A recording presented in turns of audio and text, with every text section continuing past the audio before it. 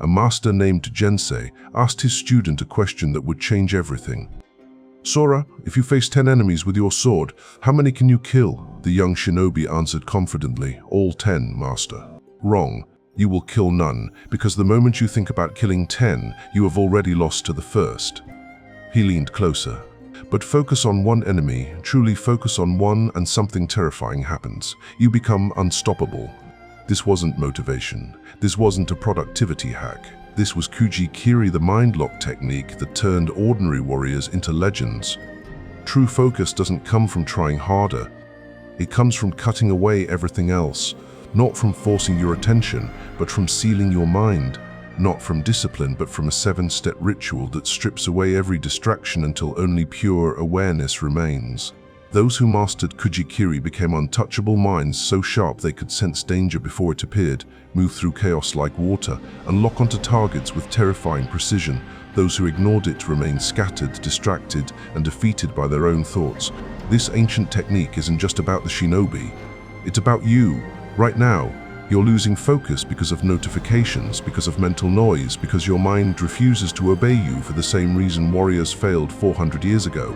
Chapter 1. The Awakening. The year is 1615. The Great Wars have ended, but in the hidden villages of Aiga, shinobi training continues in secret.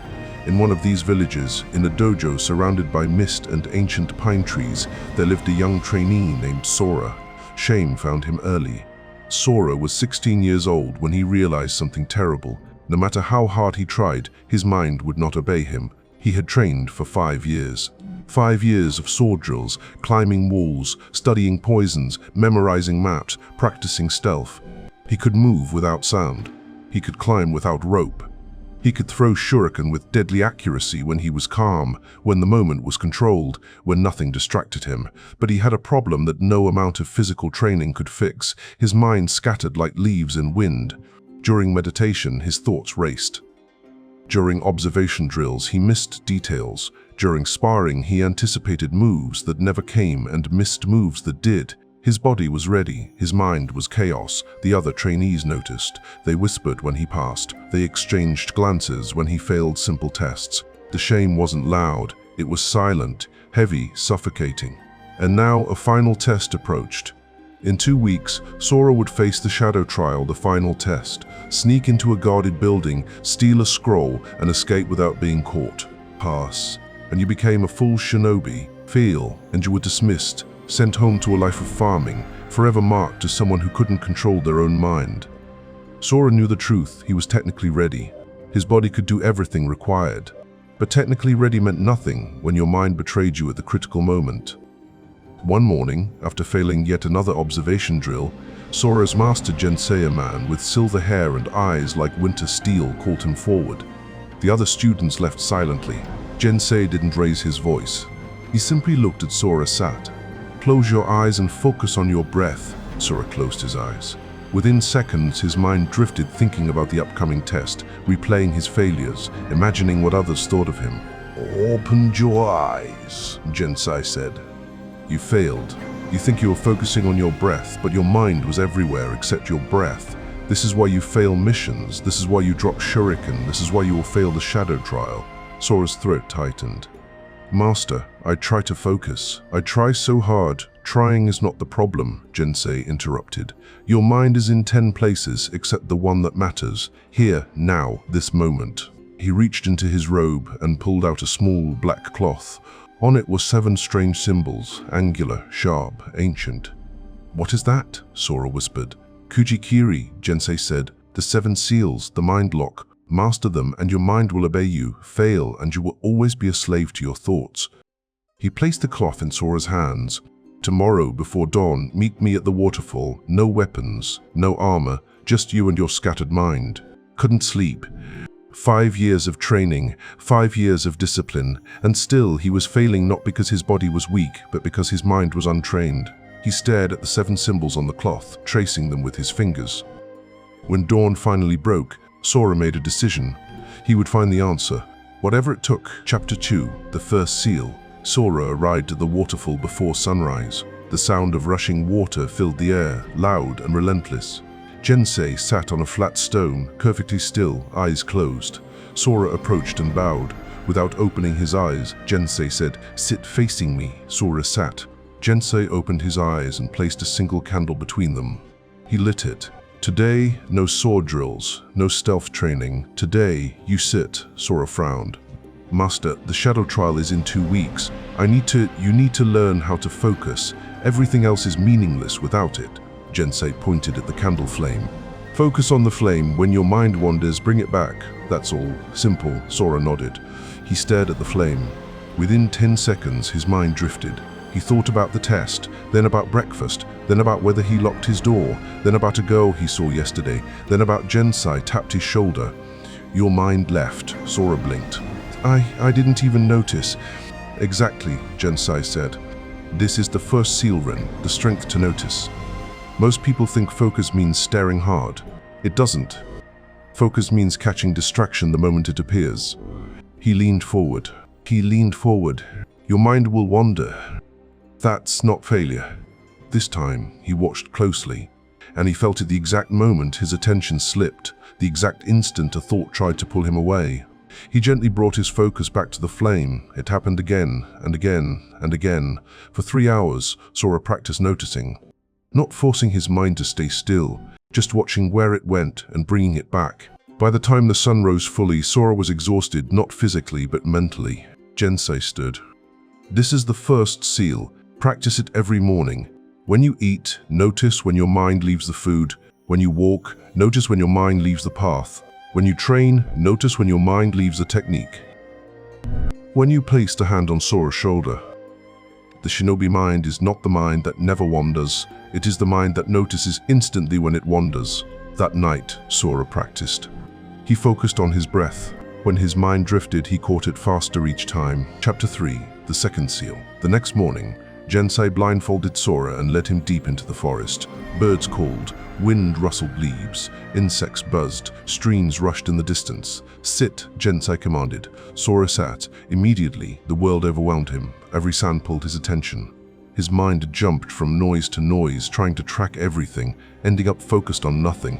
"Master, it's too loud. I can't focus with all this." "The world is loud only to unfocused minds," Jensei said softly. Sora clenched his jaw. "How do I make it quiet?" "You don't silence the world. You silence yourself." Sora didn't understand. Jensei continued. "External noise controls you only when your inner presence is weak. If your inner awareness is stronger than the outer chaos, the chaos loses power. Right now, your attention is scattered across 100 sounds. But where is your presence? Where are you in all this noise?" Sora realized he was reacting to the world, but he wasn't grounded in himself. "Close your eyes. Wait, they're already closed. Focus on your breath, not the sounds. Your breath. Make your presence louder than the world." Sora turned inward. He felt the rise of his chest, the air moving through his nose, the stillness beneath everything. Slowly, the forest faded, not because it became quieter, but because Sora stopped feeding it energy. This was Pew, the second seal, inner presence. When Jensei removed the blindfold, Sora blinked in the sunlight. "The world didn't change," Jensei said. "You did.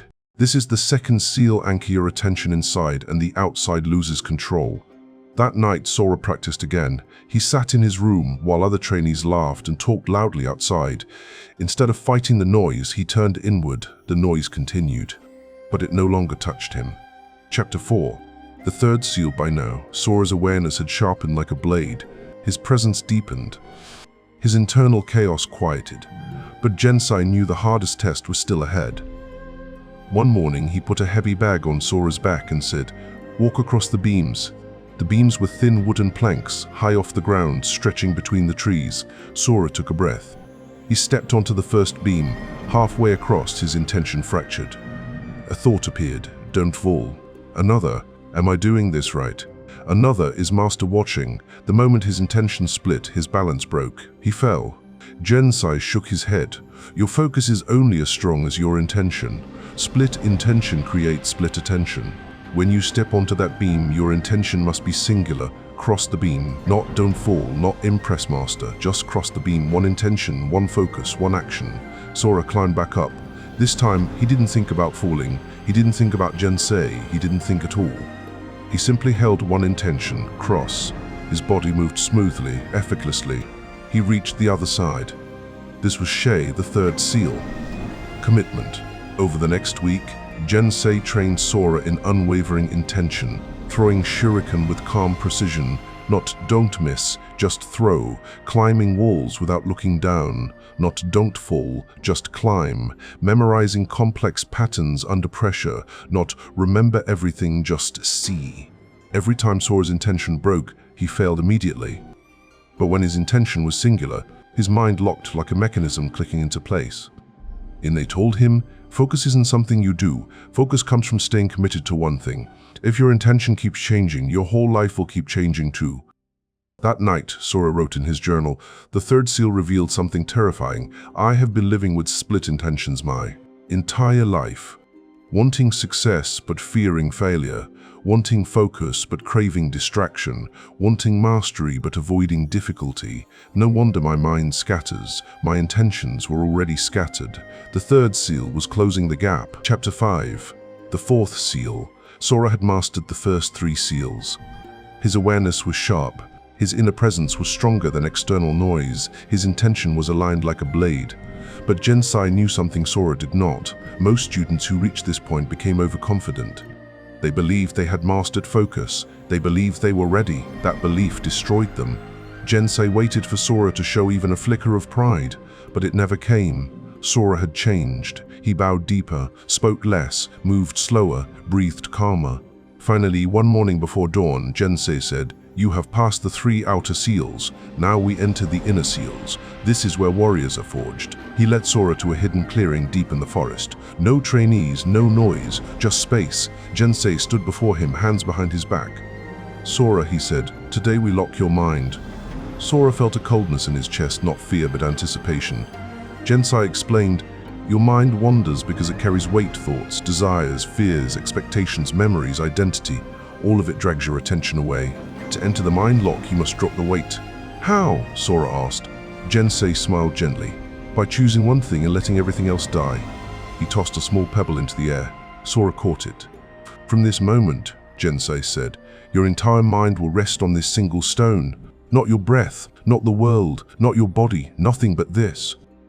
Sora nodded. He held the pebble with both hands. He inhaled, exhaled, locked his attention onto the small, cold object. Seconds passed, then minutes. Jensei circled him like a predator, whispering words designed to break him. "You're tired.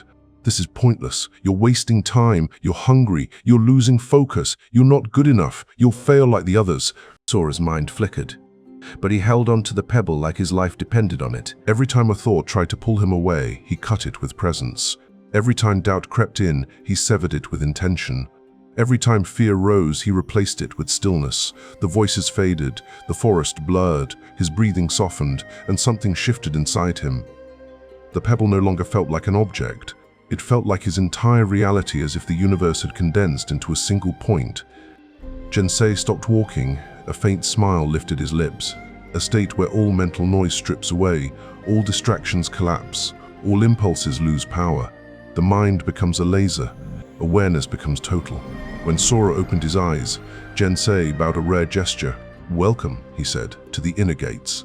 That night, Sora couldn't describe what he'd experienced. It wasn't concentration. It wasn't effort. It was emptiness. Pure, focused emptiness. And in that emptiness, he felt unstoppable. Chapter 6. The fifth seal. Now came the part almost no warrior ever reached. Jensei sat across from Sora in the meditation hall and said, "To reach the sixth seal, you must abandon the identity that brought you here." "My identity, yes," Jensei said calmly, "because the one who seeks focus can never enter the highest focus." Sora didn't understand. Jensei continued, "As long as you cling to who you think you are, Sora the trainee, Sora the warrior, Sora who must prove himself, you will always be distracted. Identity creates expectation. Expectation creates thought. Thought breaks focus. To master the fifth seal, you must meditate on a single question: who am I without thought?" For days, Sora sat with this question. Every answer he gave crumbled under deeper scrutiny. "I'm a shinobi, but that's just a role. I am a trainee, but that's temporary. I am my thoughts, but thoughts come and go. I am my body, but the body changes every second." So, who was he? After stripping away every layer of identity, Sora felt something terrifying, a sense of self with no boundaries, no labels, no story, no past, no future, just awareness. This was Zai identity death, the fifth seal, a state where self-created noise evaporates completely, and with no self to interrupt him, Sora's mind became limitless. When he opened his eyes, Gensai was smiling. "Now," he said, "you are ready for the final seal." Chapter 7, The Sixth Seal. Gensai brought Sora back to the waterfall where his training had begun months earlier. The sun was low, the world was still, the air sharp. Gensai placed a small wooden box in Sora's hands. "Open it." Sora opened it. Inside was nothing, just an empty box. Sora looked confused. Gensai whispered, "Zen." The shinobi knew the highest focus is not narrow, it is empty. Sora stared at the box. Gensai continued, "A mind with no craving, no thought pulling at it, no desire pushing it, no fear shaping it, no identity limiting it. Pure awareness, pure presence, pure intention. This is the sixth seal, the mind that needs nothing, wants nothing, fears nothing. The mind that simply is." Sora closed his eyes. He felt the waterfall's mist on his skin, heard the rush of water, smelled the wet earth. But he wasn't thinking about any of it. He was simply present. When he opened his eyes, Gensai bowed a deep, respectful bow Sora had never seen before. "Welcome," Gensai said quietly, "to the Mind Lock. Now you understand the 7 seals, but how do you use them? Here is the modern application. 1. Ren is awareness. Notice distraction immediately. 2. Pyo is inner presence. Turn your attention inward. 3. Sha is commitment. Focus on one thing. 4. Kai is mind lock. Pick one thing and lock onto it. 5. Zai is identity death. Let go of who you think you are. 6. Zen is effortless focus. Just be present. That's all. Master these, and you won't need motivation, you won't need inspiration, you won't need discipline hacks. Your mind will obey you without force, without struggle, without hesitation, just like the shinobi. Now go, train your mind, lock your focus."